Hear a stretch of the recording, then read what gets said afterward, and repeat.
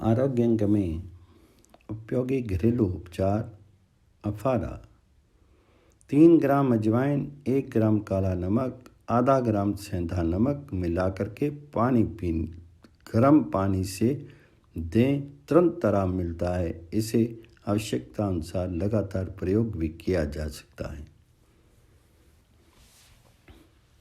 दूसरा है सर्दी जुकाम खांसी।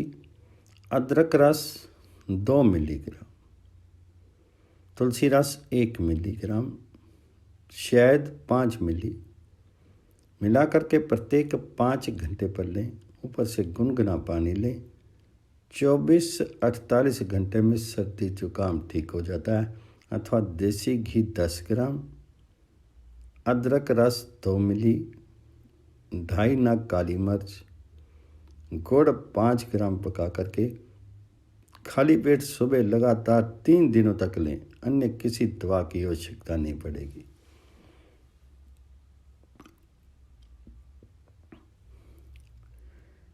तीसरा, दांत दर्द। आग का दूध और शहद बराबर मात्रा में मिला करके रुई के फाहे में लगा करके दांत पर रखें। कैसा भी दर्द हो गायब हो जाएगा।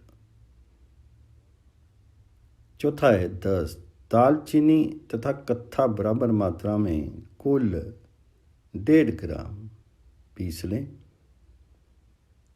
फिर 10 ग्राम धान का लावा खील पीस करके सबको पानी में घोल लें। चीनी तथा नमक अंदाज से मिलावें। 10 शर्तिया बंद हो जाएगा। अनिद्रा। आधा लीटर भैंस के दूध के साथ 5 ग्राम अश्वगंधा का चूर्ण नियमित रूप से लें। अनिद्रा की अचूक दवा है। छठा है बच्चों के दांत निकलते समय होने वाली उल्टी, हरे पीले दस्त, दांत की तकलीफ सबको दूर करने के लिए तवे पर सुहागा खील बनावें। फिर बारीक पीस करके शहद मिला करके दांत निकलने वाले मसूड़े पर लेप करें। बच्चा अंदर चढ़ जाएगा तथा उसकी तकलीफ दूर हो जाएगी। साता है मासिक न आने पर 10 ग्राम कलौंजी का पाउडर सुबह पानी से लें। गर्भिणी इसका प्रयोग नहीं करे। किसी किसी को इससे पेट में दर्द होता है तो थोड़ी मात्रा में हींग का प्रयोग करें। आठवां है ज्वर में चिरायता का काढ़ा पिलावें। कैसा भी ज्वर हो उतर जाता है। 9वां प्रवाहिका या रक्त अतिसार में 2-4 जबा पुष्प पीस करके मिश्री के साथ चावल के पानी में घोल कर दें। बहुत अच्छा फायदा होता है। आरोग्य अंग में गठिया। उम्र बढ़ने के साथ ही शरीर के ऊतक कमज़ोर पड़ने लगते हैं। शरीर के विभिन्न जोड़ खिंचने लगते हैं। ऐसी स्थिति में जोड़ों में दर्द रहने लगता है। भोजन के प्रति अरुचि होती है। प्यास अधिक लगती है। हाथ पैर, जांघ, एड़ी तथा कमर आदि के जोड़ों में दर्द होने लगता है। घुटनों में सूजन भी हो जाती है। रोग बढ़ जाने पर चलते फिरते समय भयंकर कष्ट होता है। बढ़ती उम्र के कारण जो गठिया होता है उसे ऑस्टियो आर्थराइटिस कहते हैं। जोड़ों में सूजन या प्रदाह के कारण उत्पन्न गठिया को रियोमेटॉइड आर्थराइटिस कहते हैं।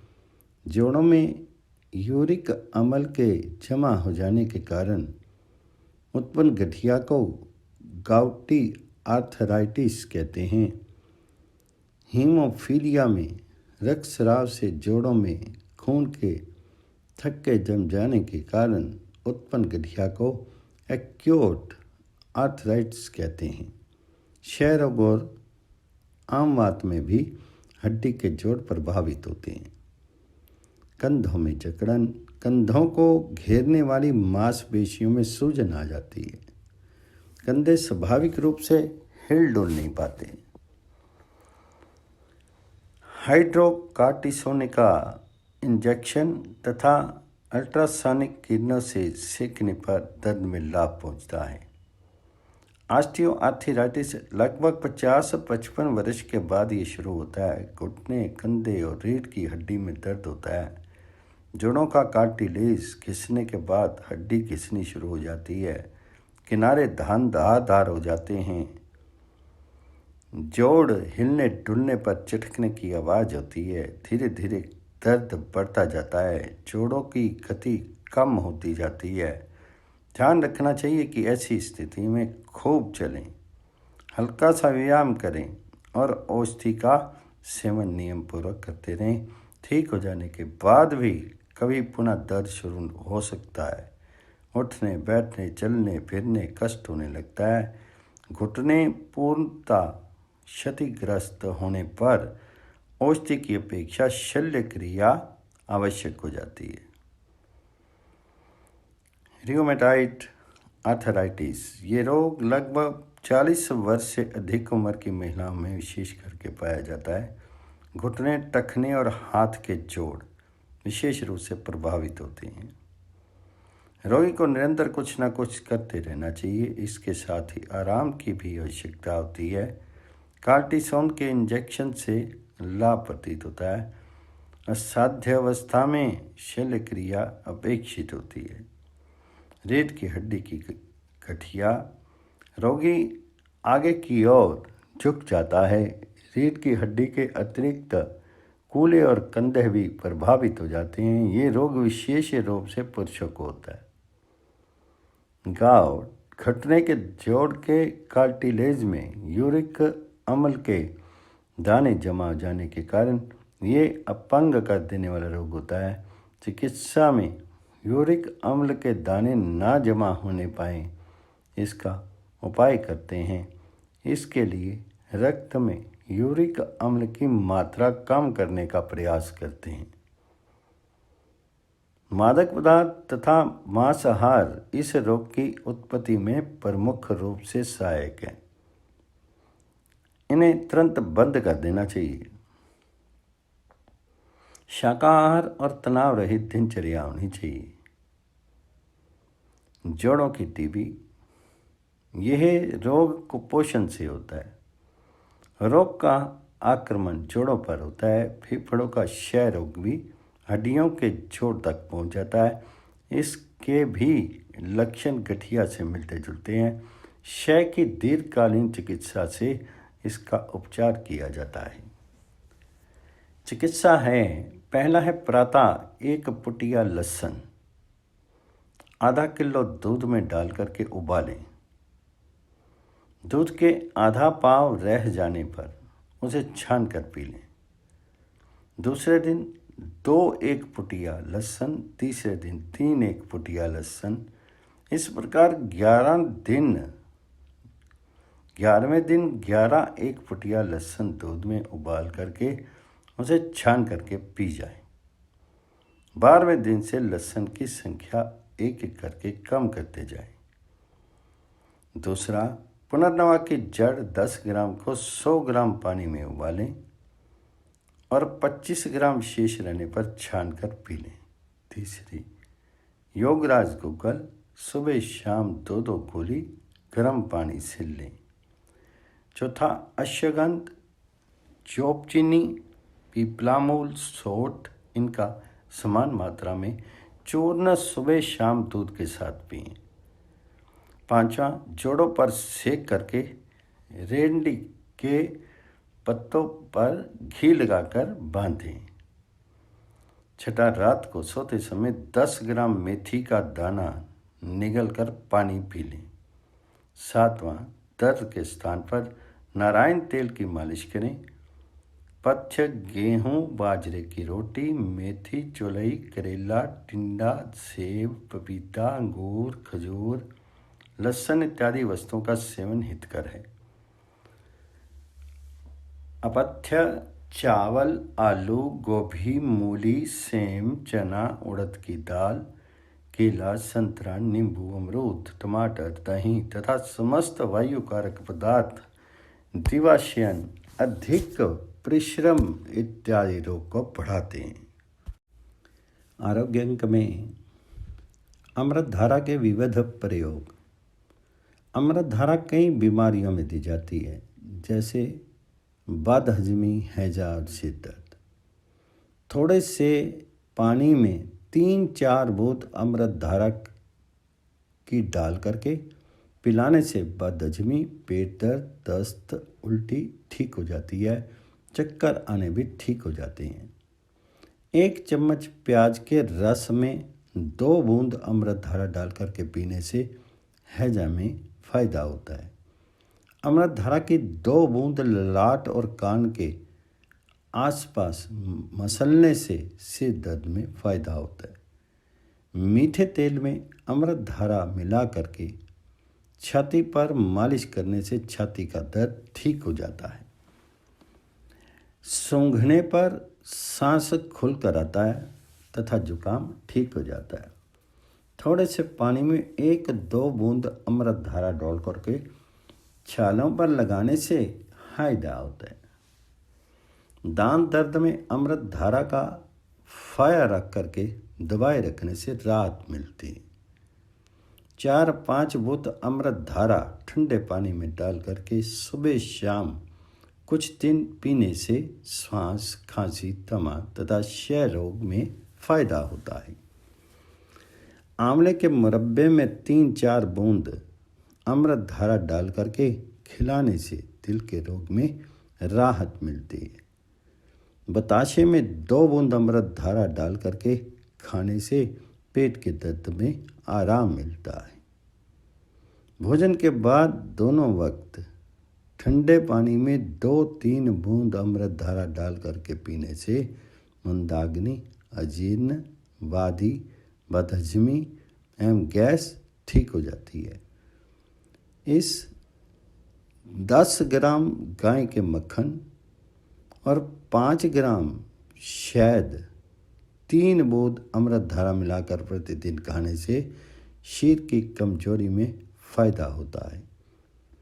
अमृत धारा की 1-2 बूंद जीभ में रख करके मुंह बंद करके सूंघने से 4 मिनट में ही हिचकी में फ़ायदा होता है। 10 ग्राम नीम के तेल में 5 बूंद अमृत धारा मिलाकर मालिश करने से हर तरह की खुजली में फ़ायदा होता है। ततैया, बिच्छू, भंवरा या मधुमक्खी के काटने की जगह पर अमृत धारा मसलने से दर्द में राहत मिलती है। 10 ग्राम वैसलीन में 4 बूंद अमृत धारा मिला करके शरीर के हर तरह के दर्द पर मालिश करने से दर्द में फ़ायदा होता है। फटी हुई बाई और फटे होठों पर लगाने से दर्द ठीक हो जाता है तथा फटी चमड़ी जुड़ जाती है।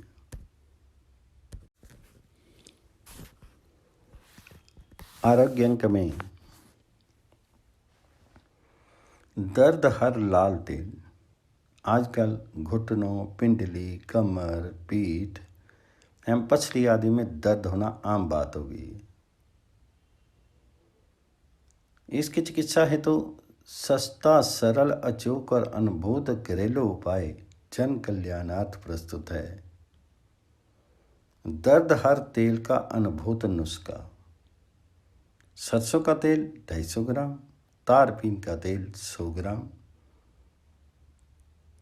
लहसुन की कलियां 50 ग्राम, रतन ज्योत 20 ग्राम, पुदीना सत्व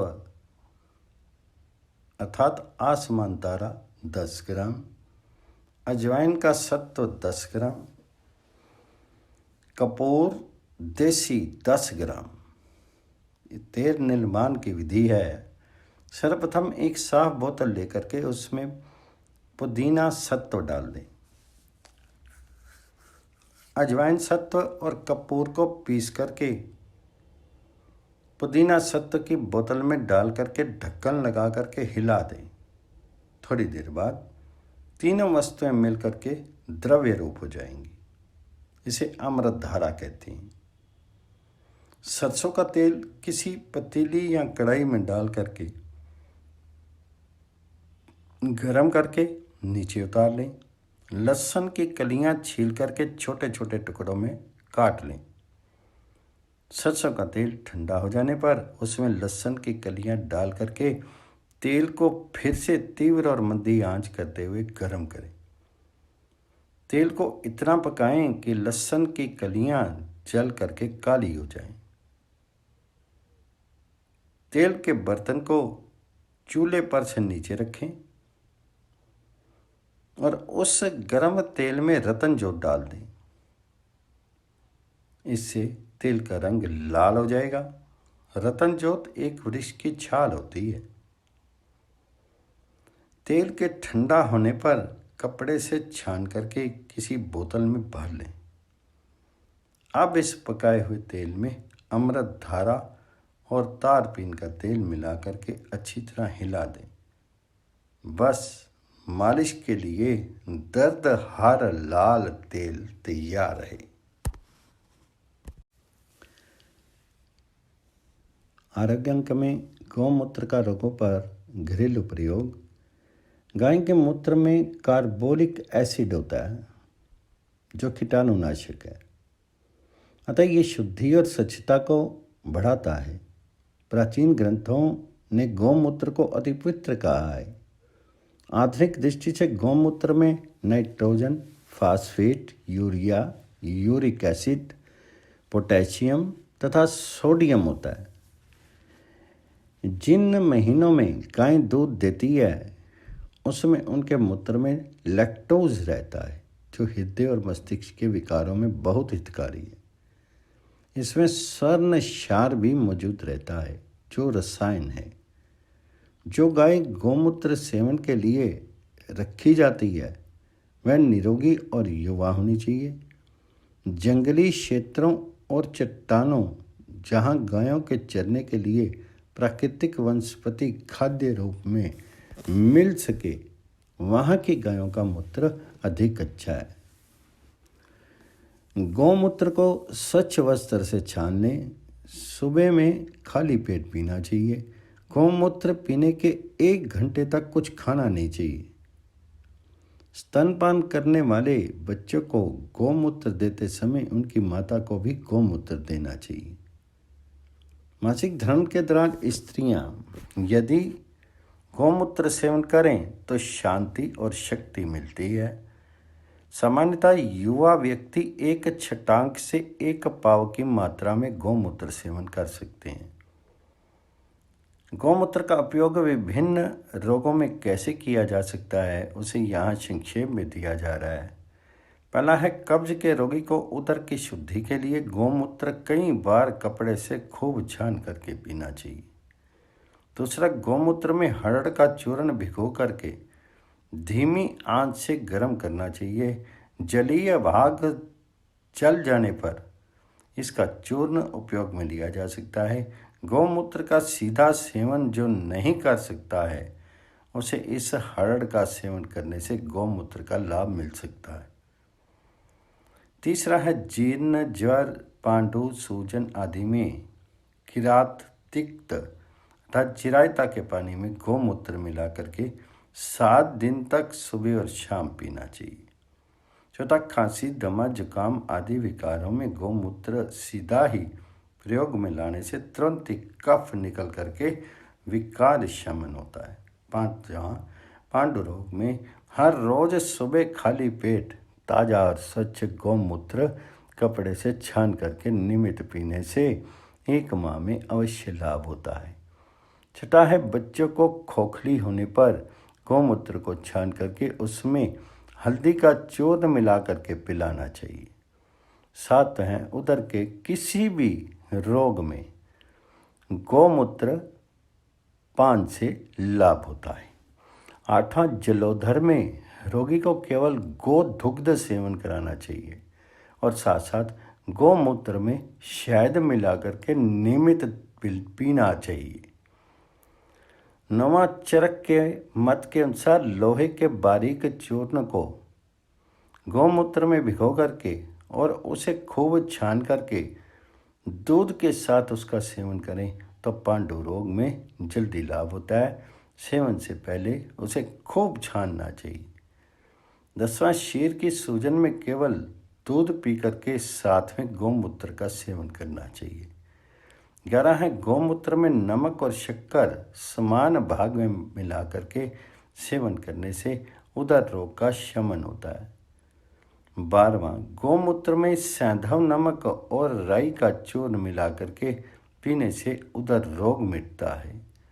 13वां, आंखों की जलन, कब्ज, शीर में सुस्ती और अरुचि में गौमूत्र में शक्कर मिला करके लेना चाहिए। 14वां, खाज, फुंसी तथा विचर्चिका में गौमूत्र में आंबा हल्दी का चूर्ण मिला करके पीना चाहिए। 15वां, प्रसूति के बाद सुआ रोग में स्त्री को गौमूत्र पिलाने से अच्छा लाभ होता है। 16वां, चर्म रोगों में हड़ताल, बाकुची तथा मालकंगनी को गौमूत्र में मिला करके सौगठी बना करके इसे दूषित त्वचा पर लगाना चाहिए। 17 है, सफ़ेद कुष्ठ में बावची के बीज को गौमूत्र में अच्छी तरह पीस करके लेप करना चाहिए। 18वां, कान में वेदना आदि विकारों में गौमूत्र को गर्म करके इसकी बूंद डालनी चाहिए। शीर में खुजली होने पर गौमूत्र की मालिश करनी चाहिए और स्नान करना चाहिए। 20वां है, कृष्ण जीरक को गौमूत्र में पीस करके इसका शरीर पर मालिश और गौमूत्र स्नान से चर्म रोग मिटते हैं। ईंट को खूब तपा करके गौमूत्र में इसे बुझाने तथा इसके बाद उसे कपड़े में लपेट करके यकृत और प्लीहा की सूजन सेक करने से लाभ होता है। 22वां, कृमि रोग में डीकामाली का चूर्ण गौमूत्र के साथ देना चाहिए। 23वां, सर्ण, लो, वत्सनाभ, कुचला आदि का शोधन करने के लिए और भस्म बनाने के लिए औषध निर्माण में गौमूत्र का उपयोग होता है। गौमूत्र विषैले द्रव्यों का विष प्रभाव नष्ट करता है। शिलाजीत की शुद्धि भी गौमूत्र से होती है। 24 है, चर्म रोगों में उपयोगी महामारीच आदि तेल और पंचगव्य घृत बनाने में गौमूत्र उपयोग में लाया जाता है। 25वां, हाथी पांव रोग गौमूत्र सुबह में खाली पेट लेने से मिट जाता है। 26वां है, गौमूत्र का क्षार उदर वेदना में, मूत्र अवरोध में तथा वायु का अनुलेपन करने में दिया जाता है। 29वां, गौमूत्र सिर में लगा करके उसे अच्छी तरह मल करके थोड़ी देर तक रखना चाहिए। सूखने के बाद धोने से बाल सुंदर होते हैं। 28, कामला रोग में गौमूत्र अतीव उपयोगी है। 29वां, गौमूत्र में पुराना गुड़ और हल्दी का चूर्ण मिला करके पीने से दाद, कुष्ठ रोग और हाथी पांव ठीक हो जाते हैं। 30 है, गौमूत्र के साथ एरंड तेल 1 मास तक पीने से संधिवात और अन्य वात ज्वर नष्ट होते हैं। 31वां, बच्चों को उदर वेदना तथा पेट फूलने पर 1 चम्मच गौमूत्र में थोड़ा सा नमक मिला करके पिलाना चाहिए। 32वां, बच्चों को सूखा रोग होने पर 1 मास तक सुबह और शाम गौमूत्र में केसर मिला करके पिलाना चाहिए। 33वां, शीर में खाज खुजली हो तो गौमूत्र में नीम के पत्ते पीस करके लगाने चाहिए। 34वां, गौमूत्र के नियमित सेवन से शीर में स्फूर्ति रहती है, भूख बढ़ती है और रक्त का दबाव स्वाभाविक होने लगता है। 35वां, क्षय रोगी की क्षय जंतु का नाश गोबर और गौमूत्र की गंध से होता है। अतः क्षय के रोगी को गौशाला में रखना चाहिए और इसकी खाट को गौमूत्र से बार बार धोना चाहिए। दांत पर धतूरे के पत्ते गौमूत्र में पीस करके गौमूत्र में ही उबाले, गाढ़ा होने पर लगाएं। 37वां, टाइफाइड या किसी भी दवाई के खाने से सिर या किसी स्थान के बाल उड़ जाते हैं तो गौमूत्र में तंबाकू को पीस करके डाल दें। 10 दिन के बाद पेस्ट जैसा बन जाने पर अच्छी तरह रगड़ करके बाल झड़े स्थान पर लगाएं तो बाल फिर आ जाते हैं। सिर में भी लगा सकते हैं। आरोग्य अंक में दंत मंजन का नुस्खा। एक दंत मंजन का नुस्खा कल्याण में ज्यों का त्यों इसलिए लिखा जा रहा है कि आरोग्य अंक में स्थान पा करके यह लोगों के लिए बड़ा उपयोगी सिद्ध होगा।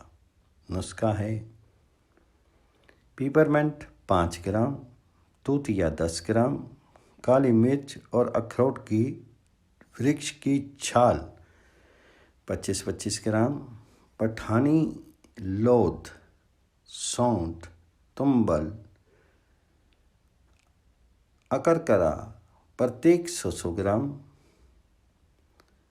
संगजराहट चूर्ण 600 ग्राम, लौंग का तेल 50 मिलीलीटर और सैकरिन टैबलेट 200। विधि है तूतिया अर्थात नीला तोता को धीमी आंच पर भून करके पीस करके चूर्ण करके अलग रखें। तूतिया चूर्ण में सैकरिन टैबलेट्स मिलाकर पीस लें। फिर खरल में कपूर डाल दें और इसमें थोड़ा थोड़ा लौंग का तेल डालते हुए घुटाई करें। तेल और कपूर उछल करके बिखरने ना पावें। पीपरमेंट भी कपूर के साथ डाल लेनी चाहिए। जब कपूर, पीपरमेंट और लौंग का तेल घुट करके एक हो जाए तब इसमें काष्ठौषधियों के कप्पड़ छान चूर्ण को अधिक तरह मिला देना चाहिए। फिर इसमें तूतिया और सैकरिन टैबलेट्स का पाउडर चूर्ण भी मिला दें तथा संगजराहट का चूर्ण अच्छी तरह से मिला देना चाहिए।